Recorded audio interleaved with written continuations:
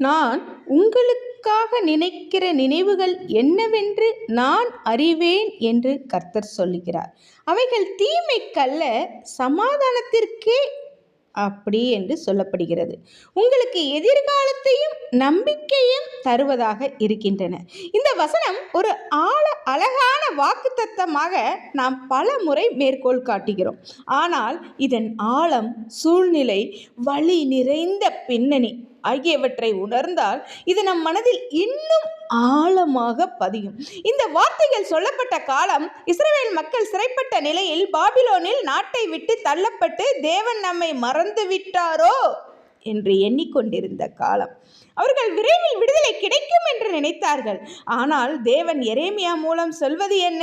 உடனடி தீர்வு அல்ல, ஆனால் நிச்சயமான எதிர்காலம். இங்கே தேவன் சொல்கிறார், நான் உங்களை மறக்கவில்லை.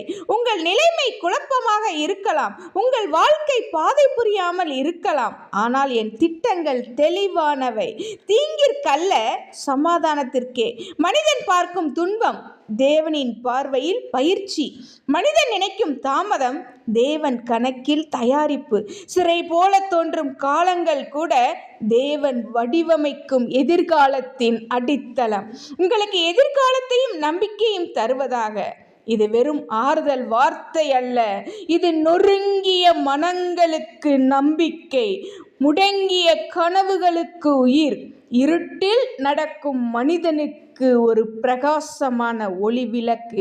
தேவன் உன் கடந்த காலத்தை பார்த்து நான் தீர்மானிக்கவில்லை, உன் எதிர்காலத்தை நான் தீர்மானித்திருக்கிறேன் என்று சொல்லுகிறார். இன்று நம்முடைய வாழ்க்கையிலும் பதிலில்லாத ஜெபங்கள், நிறைவேறாத ஆசைகள், நீளமான காத்திருப்புகள் இருக்கலாம். ஆனால் எரேமியா 29:11 நமக்கு சொல்லும் செய்தி என்ன?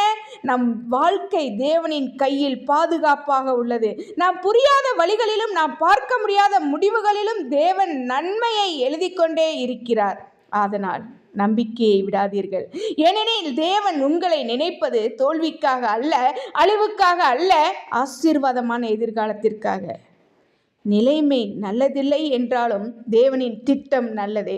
கர்த்தர் தாமே ஆசீர்வதிப்பாராக.